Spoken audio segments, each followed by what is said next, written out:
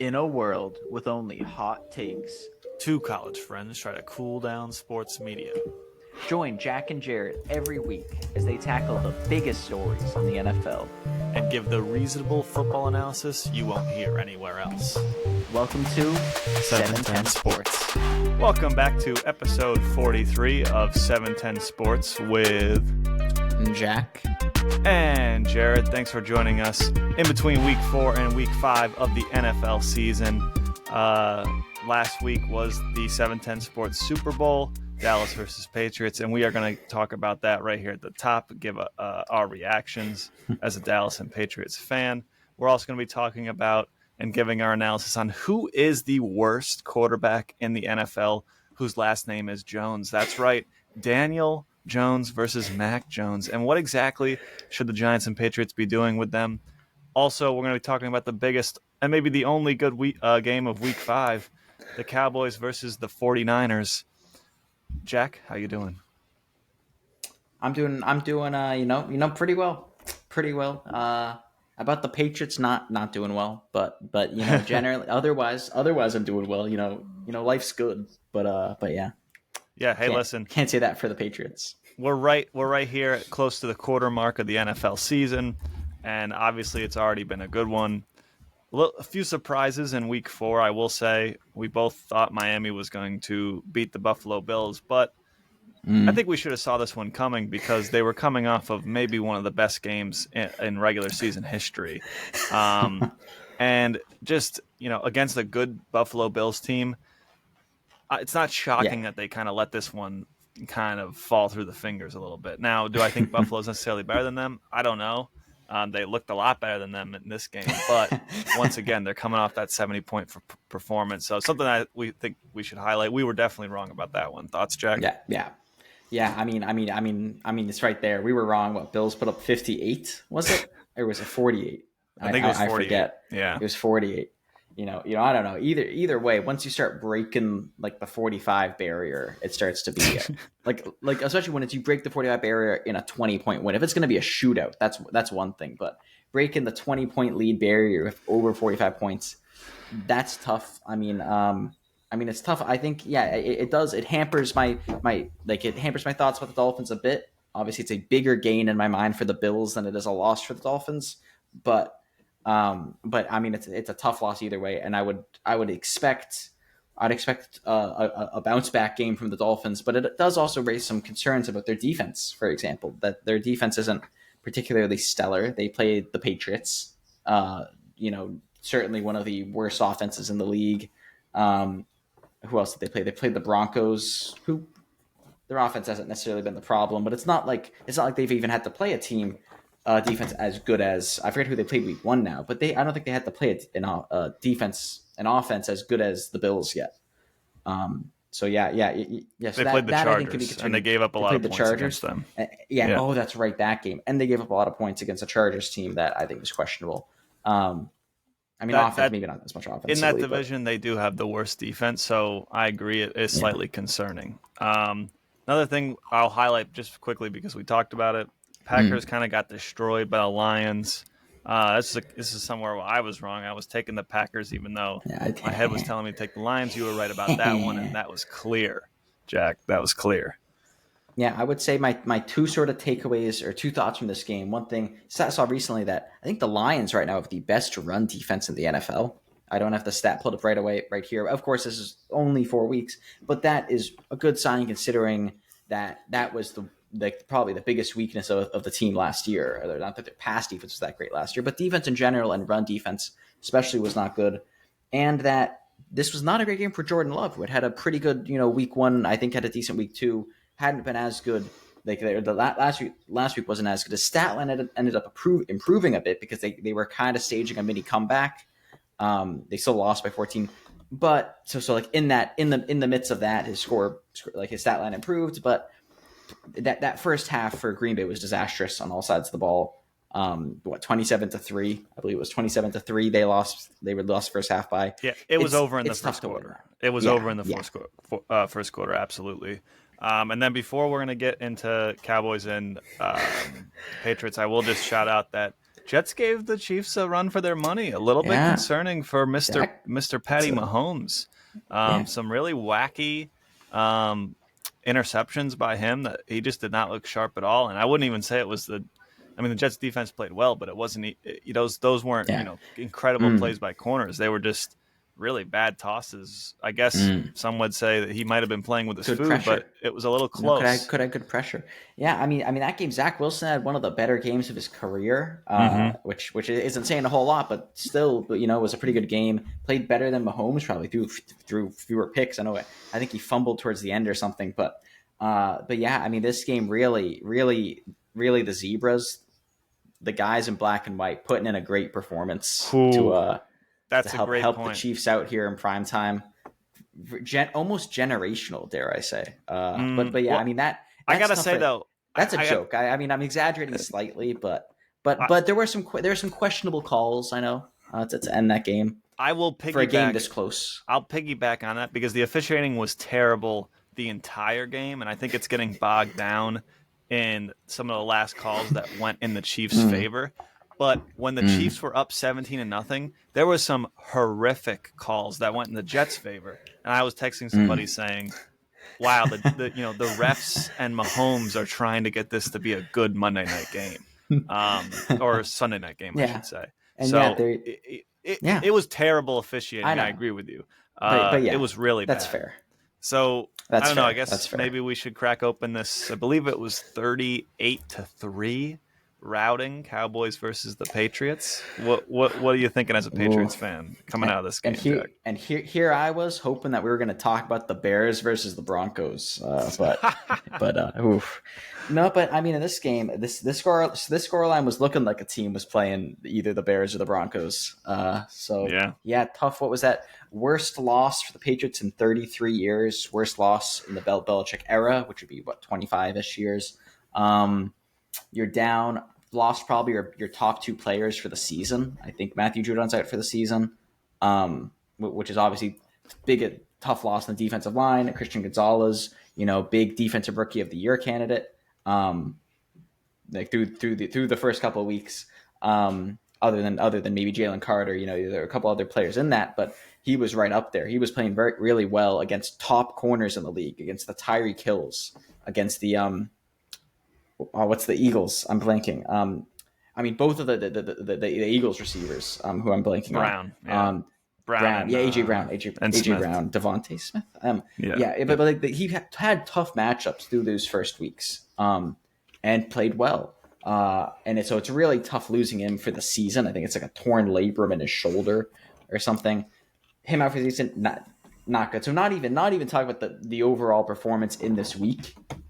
It's tough for the rest of the season. Right now, they're down so many players. They traded for J.C. Jackson back for like a sixth, and they're not even paying us. No, it's like a pick swap, like a fifth for a sixth, and salary. Like the Chargers are paying almost all his salary. Yeah. So it's like okay, great. I mean, he was but benched like, over there, so and he, yeah, exactly. I don't know what that's Yeah, all about, but maybe he'll come back to being yeah. a system cornerback. Yeah, maybe he'll be. Yeah, but other than that little silver lining, we have him back.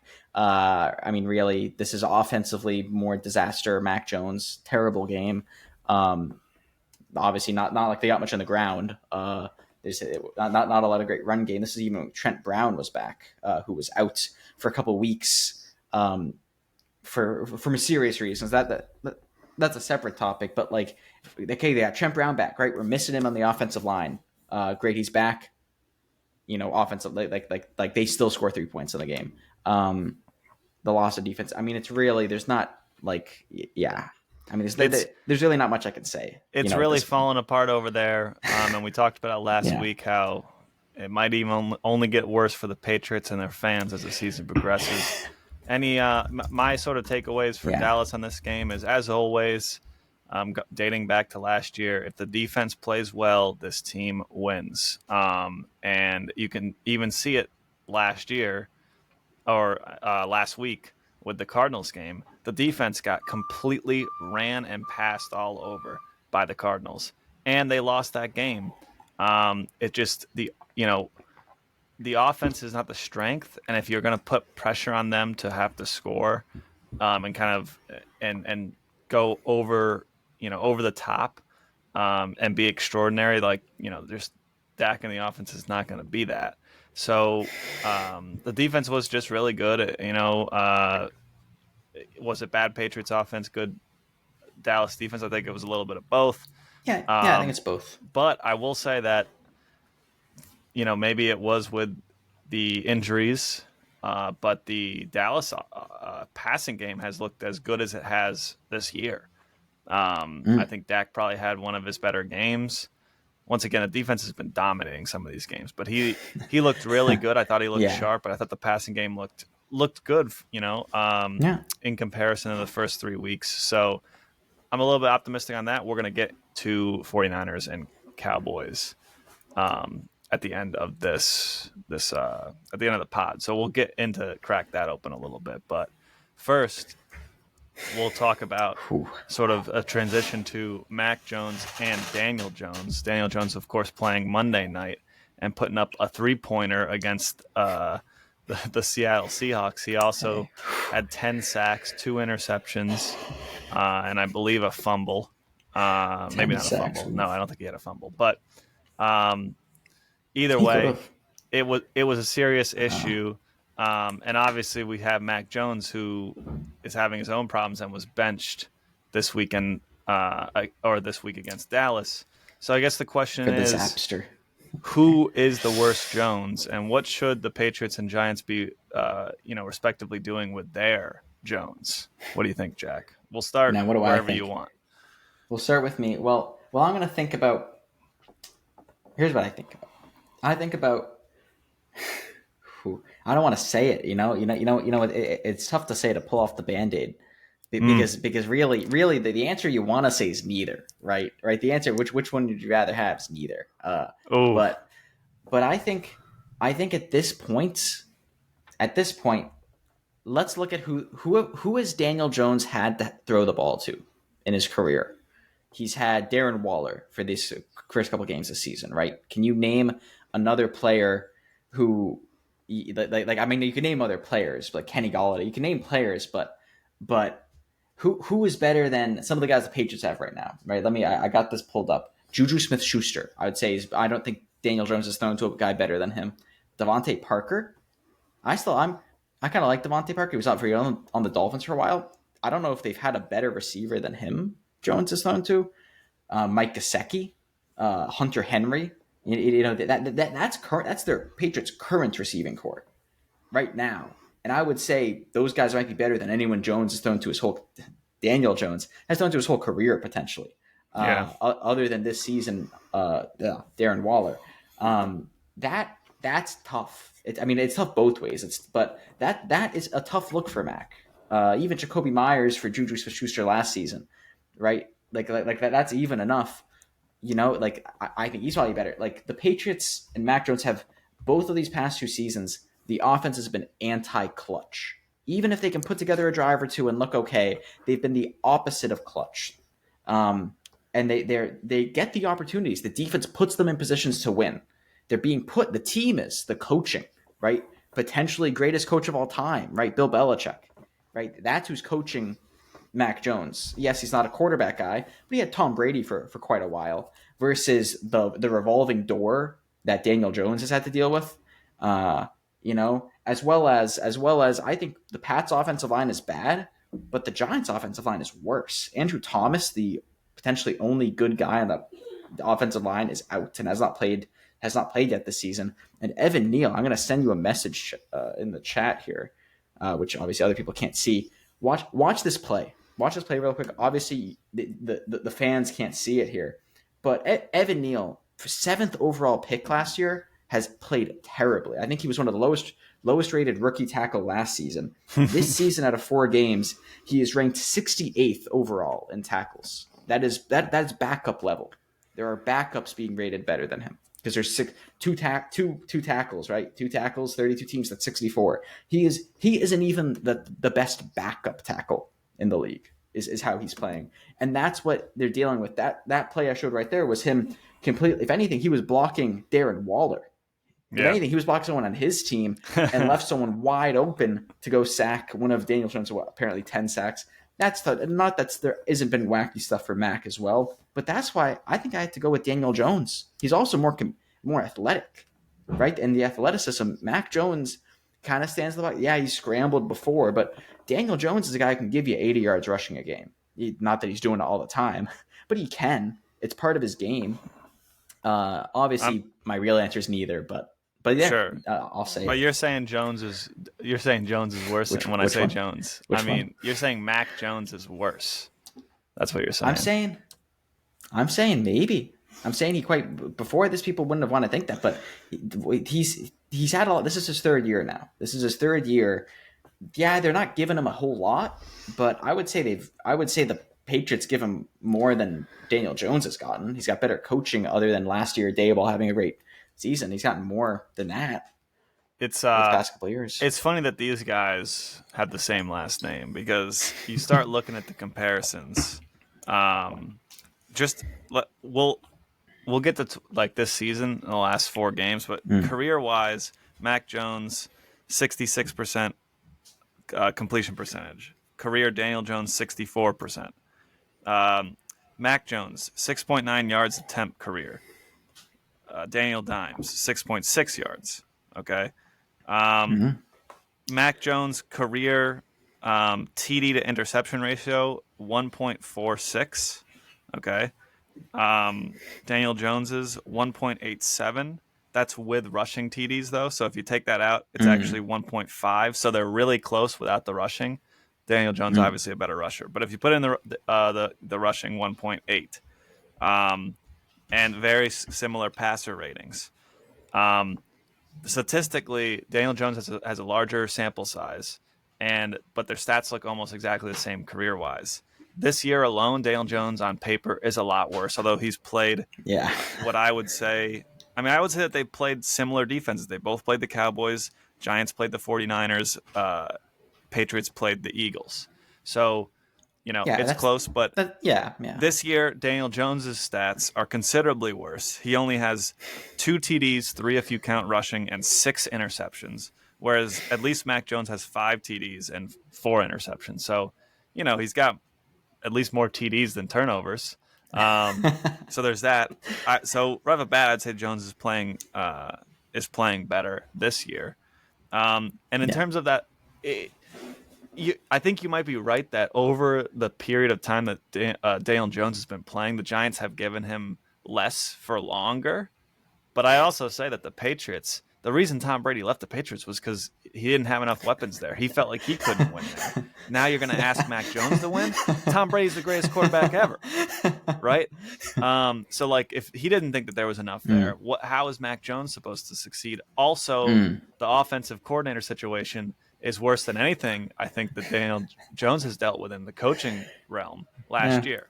So I'm going to disagree, and I'm going to say I think that Mac Jones is better. I think he's playing better this year, and it's tough. It's like you said. I mean, obviously neither of them are playing great, but it's crazy because people like, people like myself, sometimes I wonder, like, should we have paid Dak? Should we have just let Dak go? What is going on with Dak? If you look at Dak's career numbers, like I said, these guys were floating around 1.5 TDs per interception.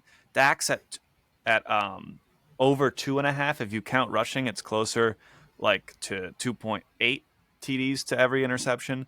His passer rating is better. He's sort of like a much better Daniel Jones because he has that rushing, not as much anymore, but he used to. So it's crazy where it's like Dak Prescott gets a lot of flack, and then you see these guys.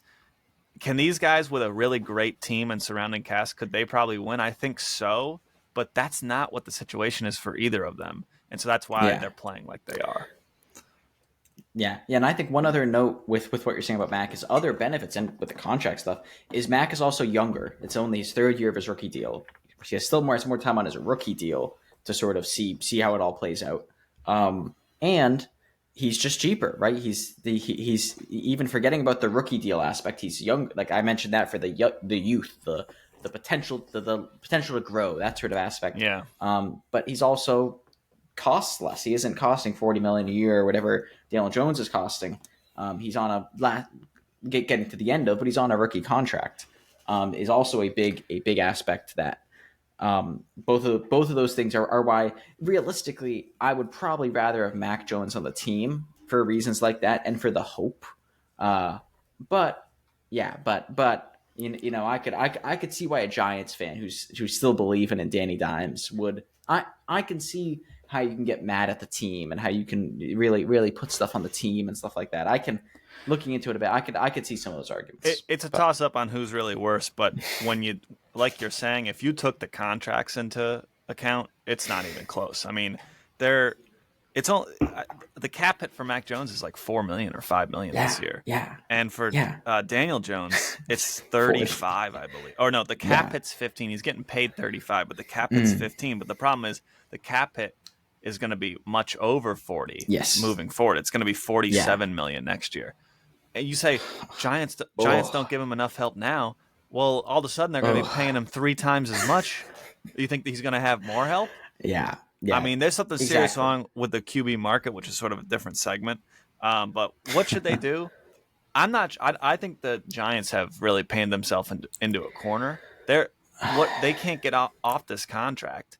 And there's not that much talent on that team, even outside Danny Dimes. It's not like who are the rising stars? Kayvon Thibodeau. I don't think he's having that great of a season this season, but he's a young high pick. But Evan Neal, like I mentioned earlier, they used at 7th overall, hasn't been impressing either of these 2 seasons.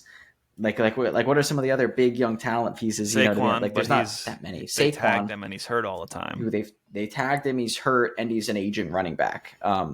If he was a rookie, if they had just picked Bijan, they just drafted Bijan, that's different. But like, there's not a lot. That's part of the issue. I don't feel like there are a lot of pieces on that team. It doesn't feel like they're a quarterback away. That's how I should put that. It doesn't feel like they're a team where we could look at the Falcons and say, oh, you know, there's some decent pieces on the Falcons. They just have Desmond the Riddler as quarterback. It's not like a team like that we can point to. I don't think. Yeah, Danny Dimes is an issue, but I don't think he I don't think fixing him is gonna fix that team. I don't think fixing him will get that team. Yeah, I mean they made the playoffs last year somehow, but I agree with you. And so it's a wonder why they even made the deal. Everyone thought it was crazy at the time. So I think they're stuck. In terms of what the Patriots should do, the Patriots should absolutely trade Mac Jones and begin the tank. I know you love the tank. The Zappin. Big tank fan. Any team, really. Not just my team. I mean any team. I'm a big any team. Big yeah, tank you love fan. the tank, right? Tank commander. Put Zappy in, okay? He didn't look great when he played in the 4th quarter last week, but he was all right last year when he played a little bit. Put Zappy in and trade Mac Jones to somewhere that could actually maybe use him. You took the words right out of my mouth. The Atlanta Falcons. Him, with all that talent. That's a great location. You telling me Mac Jones can't win there? He can't put up numbers? I would love that for Mac. I would love like for him. That's a big second chance, a place with a lot of offensive weapons. If he sucks, he sucks, right? If he goes there, nothing happens. That's his fault, and it makes it clear. But if he does well, it looks like it's this big turnaround and the image that I bet he's got to be thinking, "Ooh, I want to get traded to the Falcons, not on this sinking ship here." It doesn't even. That's the thing. Their defense has been so great, has been able to prop up their record and stuff like that. But I don't think their defense will be that great the rest of the year. I think it'll be good enough to not get the first overall pick is the issue. But everybody, good enough. Everybody likes the Falcons, and we might have been wrong about Ritter to start, but he has not played great the last week or two. So all of a sudden, now it's like, oh, wait a second, maybe we were right about Ritter. Anyway. Those are our thoughts on the Jones, the bad boy Jones of the league. Osmosis Jones. All right, and last segment is going to be the big Sunday night game, Dallas Cowboys versus the 49ers. The Cowboys are 3.5-point dogs in this game. Obviously a rematch of the playoff game last year where San Francisco beat Dallas. Yeah. And the year prior. Year before that, I was going to say. Yeah. A lot of history with these teams. A lot of history with these teams. And I guess I'll just start off the bat as the Cowboys fan. Last year, during the playoffs, going into that game, I'm on camera. I'm on record saying that I thought that the only chance Dallas had was to try to win in a shootout because San Francisco was scoring over 30 a game. They were just rolling over people, and the only team that looked good and almost beat them was the Raiders, and it was like a shootout. It was in the 30s. I think it went to Mm, overtime. That was the only team yeah. since Brock Purdy was starting that gave them any trouble. And I said, well, that's the formula, right? And I didn't think Dallas could do it. I said I thought the 49ers would win. The game went completely different than what I expected. It was a complete defensive battle, which I think makes sense on paper because the defenses were so good. But I didn't expect the Dallas defense to actually stop Brock Purdy and the 49ers offense. And that's exactly what happened. They held them to 4 field goals and 1 touchdown, 19 points. The difference was Dak Prescott made some really, really bad passes. And actually, the stat line was I went back and looked at the replays and the highlight. The stat line was better than the actual game. He threw some bad balls that were either dropped picks or just it was just really, really awful. He gave back the 49ers offense multiple possessions, and the defense bailed them out every single time. Oh, we give them good field position. We throw a pick in the red zone, whatever, and the defense would hold strong. They'd kick a field goal, and they were in that game all the way, really, until the last drive. They had 2.5 minutes left with the game, down 7. They went 3 and out, punted the ball, used all their timeouts, and still got the ball back because the defense held again at the very end of the game. So I'm not going to make the same mistake twice. I'm going to say this is going to be a defensive game. I'm concerned because against Arizona, the Dallas defense looked pretty poor. But against everyone else, I want to say that that's just a trap game. So, and also if you're looking at just this year, Dallas is scoring 31 a game. San Francisco is scoring 31 a game. But San Francisco is allowing 15 points a game, whereas Dallas is only allowing 10. San Francisco, I think, has played better competition. They both played the Cardinals, and Dallas lost to them. But I think that 49ers in general have had a tougher schedule. So we'll kind of call that all a wash. If the defenses play like they did in the playoffs and Dak doesn't make the mistakes, I think Dallas can absolutely win. But it's just hard to bet against the 49ers. So I'm going to have to say I'm going to have to take the 49ers in this one. But like I said, I think the formula is actually just Dak don't make the mistakes, and I think that they would have won that playoff game. What do you think, Jack? Yeah. I think I'm glad you reminded me because I was gonna say that same thing, that both of these 2 rematches of the playoffs the past 2 years, with the 49ers winning, but also what I forgot and what I found so funny was forgetting how both of those games ended. The fact that the game 2 years ago ended with that QB draw to not being able to spike it, and then last time ended with having Zeke play center, and then just doing like a slant, doing like a 7-yard slant route, who gets blown up instantly. If I remember correctly, I forget. Yes, that's exactly what happened. CD Lamb, or no, Turpin, I believe. I think it was Turpin. Yeah, just instantly. I didn't even really get like I thought I could get what they were going for, but it was not working out, and not just because they had Zeke at center.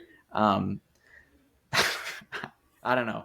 That aside, I can almost not stop laughing. That sort of the 49ers have a pretty good record in recent history against the Cowboys, and for me that's one thing I'm thinking about in those 2 playoff games. And it's also and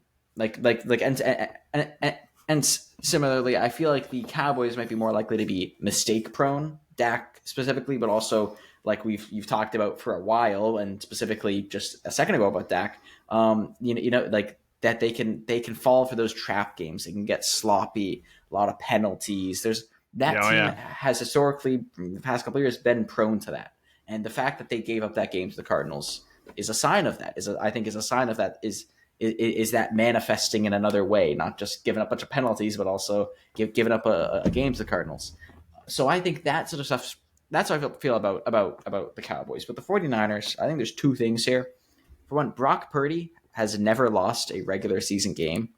I believe he's actually never lost a game he has not gotten hurt for the rest of the game in. That's right. He's never lost a game with an intact UCL in his arm. He has yet to lose a National Football League game with an intact UCL. So there's that aspect. I could say that he's having a pretty good season, which is important to highlight because that is what the concern would have been going into the season. Like, is he going to continue momentum, especially with even forgetting the injury? Even when you have that sort of Brady-esque, dare I say, like late round mystery relevant come in like that and win out the rest of the season, only lose the game you get hurt in against the team like in the NFC Championship, right, against the Super Bowl contender Eagles. It's can he live up to that? And like there have been some not, I think he had one or two not as good games, but generally he has lived up to that, and that I think is very interesting, right? That is something to watch the rest of the season. Also, Christian McCaffrey, I believe, is sixth in MVP voting. And by voting, I mean odds. I wonder what it would be. If it was not a quarterback only award. I'm sure if I check Offensive Player of the Year odds, I'm sure he's first in that. Because he had it's something like 600 yards from scrimmage in the first 4 games. Only like 2 other players have done it, and one of them's Joe Montana. Like it's one of those sort of stats. One of them is Deion Sanders, not Deion Sanders, but like that sort of stat. He's got one of those 2 players since the NFL AFL merger. He's there's that sort of, he's playing at a very high level, which and you could go on about the rest of but there's so much talent on that team. It's hard not to just just really be on the hype train for that. Which I was last season, and I'm going to continue being on that for the rest of the season, most likely. It could be. Yes, the Cowboys have looked good, but yeah, I think it's a good idea because, I don't know, I could see this 49ers team being 10-0, 11-0, 12-0, so, but I will say. It'd be like the Eagles watched last season.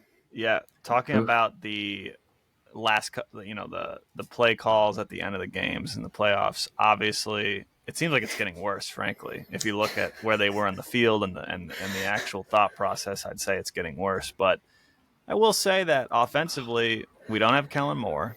We're working with Mike McCarthy calling the plays. And truthfully, it's a more vanilla offense, and I think that might be better for Dak. Yeah. And I think so. We're only 4 weeks into it, and truthfully, I'm not like a huge Mike McCarthy guy, but actually, I'm starting to come around because they have only had good seasons with Mike McCarthy, and so I can I have an appreciation for that they're kind of always in it. And once again, they look good again this year, but maybe that the vanilla offense, hey, if the defense is going to win this game for us, let's just not turn the ball over. Let's not do anything crazy. And maybe with Mike McCarthy calling the plays, well, it's more likely for that to happen. But makes sense. Yeah, that makes sense. We'll see. But hopefully it's a great game. And Dallas wins. That's all I got to say about that. But Jack, you got anything before we close up here? Yeah. What do you think about Bears win watch? You think the Bears get a win this week against they're playing the Commanders, who came off a pretty good win. No, loss last week against the Eagles, but a good loss, coming off an overtime loss against the Eagles. Do you think the Bears get their first win? Thursday night game, I believe Washington is 6-point favorites. It's crazy that the Bears were actually underdogs against the Broncos after the Broncos got blown out and by 50 points. I'm not comfortable taking the Bears as getting their win this week. I'd like to think that they'll get their win, but because they almost beat the Broncos. But I don't know. Washington did look pretty good against the Eagles. Here, Justin Fields went 28 for 35, 335 yards passing, 4 touchdowns, and only 1 interception, and the Bears lost. That's gotta hurt. Really, that's gotta hurt. He didn't run as much, but he didn't need to because he was passing so well. It's gotta not feel great that even if you're Justin Fields, you play well, you have that great game, and then you still lose. But I definitely, it's probably one of his best games of his career. But yeah, that's the Bears have the Bears having their own problems. I will shout out also the Panthers have not won a game either. So, Oh yeah, that's right. we might start Did you know that looking. they're in the market for a wide receiver? They should they try to get DJ Moore. I think he might be available. That's a pretty good. The Bears are looking. Bears aren't looking great. I think he wants out of Chicago. He should consider going to Carolina. Hey, But yeah, maybe I will shout out though. All of a sudden, people are getting hyped on this guy named C.J. Stroud. I think yeah. I think there The was a guy Texans about are 8 months ago saying C.J. Stroud throws the best throws ball the in the best draft. ball. Somebody was saying that. Some analysts were giving that, Hey, and the Texans have won editor, two. cut to me saying that. No, but Yeah, I Texans mean, have won two games in a competitive division, right? I mean, and competitive, I mean, not like in a competitive, like they have a good chance. Like that's a division to win. it's a winnable With how division. the Jaguars, it's a winnable division. How the Jaguars are playing, how they beat the Jaguars, right? Yep. It's that's a spot to watch. That's a spot to watch. And they're right now. Maybe it's not going to continue, but he's on pace to break the rookie passing record. Ooh, that would be cool. Was he averaging 300 yards Hey. or something? I'm telling you, Yeah. if you guys watch the tape on these QBs, you can look at it and you can tell. And people who I guess I understand Richardson was looking good because of that dual threat, and I think that's been dynamic when he's been playing with the Colts for sure. But just pure passing, man. I think CJ Stroud's the guy, honestly. So Yeah. I don't know. Some 710 Sports was on that. I tell you what. Yeah.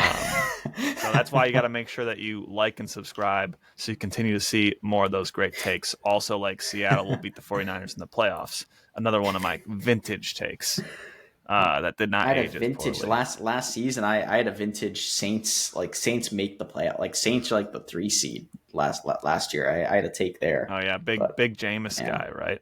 I was hot on Jameis Winston. I was scalding hot on him last season. Hey, listen, it happens. It happens. But all right, well, we want to thank you guys for tuning in, sticking through the whole podcast, and watching. Hope you enjoy the games this week. And this was 710 Sports with Jack and Jared. We'll see you next time.